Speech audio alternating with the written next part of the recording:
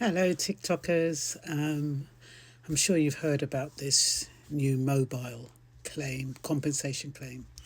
If you were in a contract and you were still paying for the contract even though you'd paid off for the phone. Well, this is what I want to talk about today. And as you know, I go with my notes so I don't digress and I can keep within the 10 minutes. So you're probably used to that by now. So let's go ahead. So, are you entitled to claim? If you've ever had a mobile phone contract in the UK over the past 10 years, listen carefully. This story could affect you because millions of customers may be owed up to £104 compensation.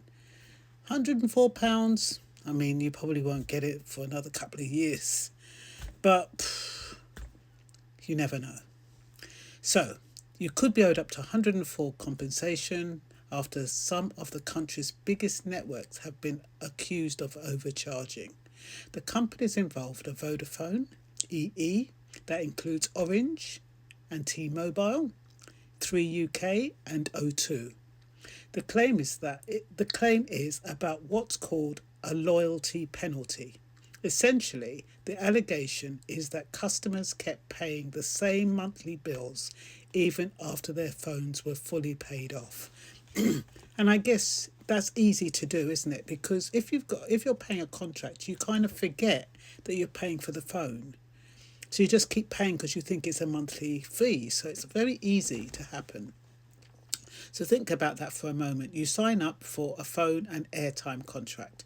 You pay your monthly bill covering both and the cost of the phone and your calls, texts and data. Once the phone is paid off, your monthly bill should drop. But according to this claim, that often didn't happen. Millions of people stayed on their plans and continued to pay for the phone they already owned.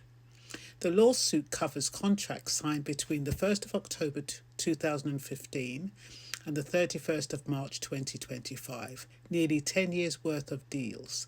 And the numbers are significant. The claim is estimated at more than 1.1 billion, spread across over 10 million contracts.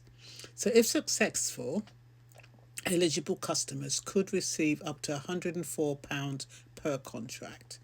So how do you know if you're included? Here's what to look for.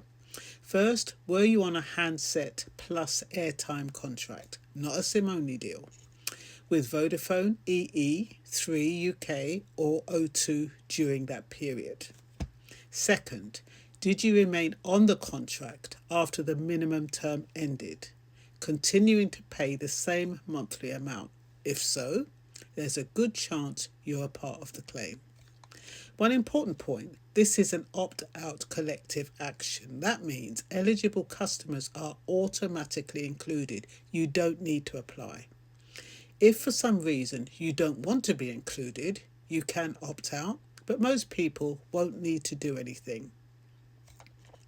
And if you want to look up loyalty penalty claim, frequently asked questions, just put that in the web. Just put that on in Google.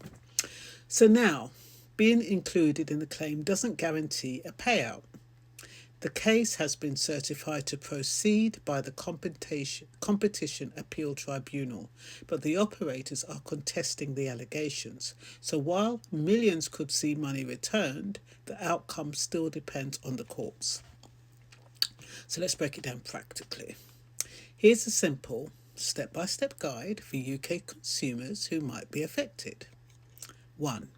Identify your contract. Think back. Did you ever take out a handset plus airtime deal with Vodafone, EE, 3UK or O2? Only contracts active between October 2015 and March 2025 are covered. 2.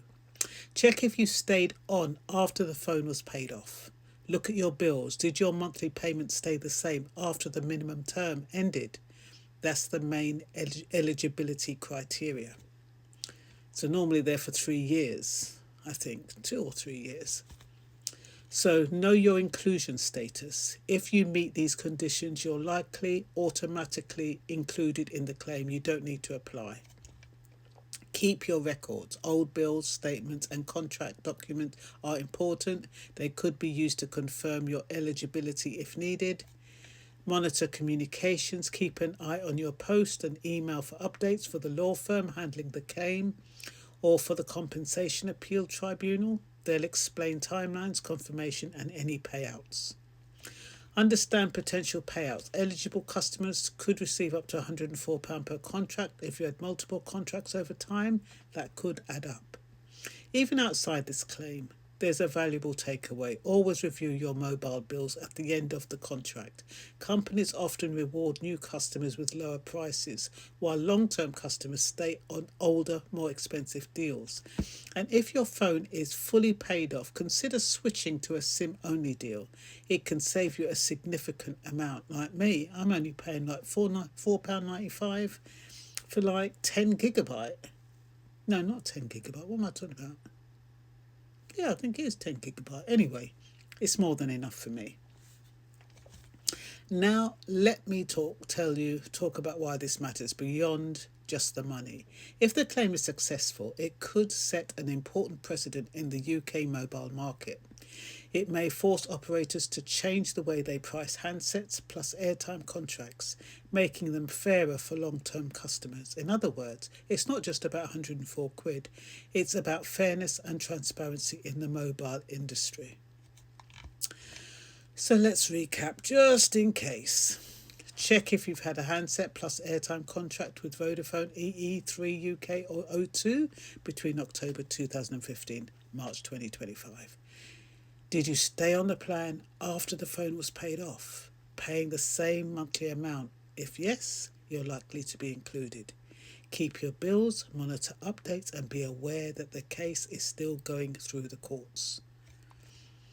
And like I said, if you need any more information, visit the official Loyalty Penalty Claim Frequently Asked Questions. There you can check eligibility, learn how to opt out if you want to, and keep up with the date on progress of your case. Millions of UK customers could see money returned to them. It's a reminder to stay informed, check your bills, and don't overpay, whether you're directly affected or not. This is an important moment for mobile contract fairness in the UK. But you know something? I don't know how many of you tried to get that diesel. Remember, if you'd bought a diesel car, Vauxhall I think it was, between a certain period. I mean, I sent all my information. I was eligible and qualified. I sent everything on time, every time they sent it. Sometimes they sent it 2 or 3 times. I still sent it. Have I heard a dicky bird, please? So sometimes, I never know whether or not some of these claims are, or claims for compensation are a way of gathering your information. Because what happened to my passport data? What happened to the copies of my driving license? All my personal details were sent in order to get that Vauxhall diesel claim. And that was about 3 or 4 years ago. It's gone totally silent. At one point, every kind of 6 or 7 months, you heard a little dicky bird, please send more information. Now you don't. I'm not saying that this is what's going to happen here.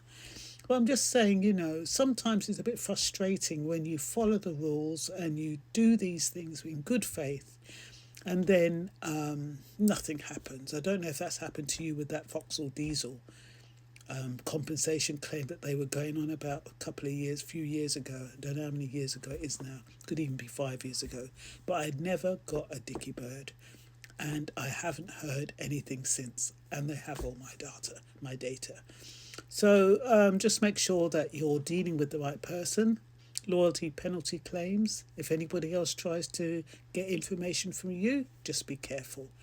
And I think I'm going to stop it there because I can't think of anything more to say without babbling on, as I usually do. And plus my throat. Haven't I had it for a long time? I don't know what to do about it. I've taken everything under the sun and nothing's working. And I tried to get an appointment with the GP. office and I've got to make another appointment. Oh, anyway, ciao for now. Bye.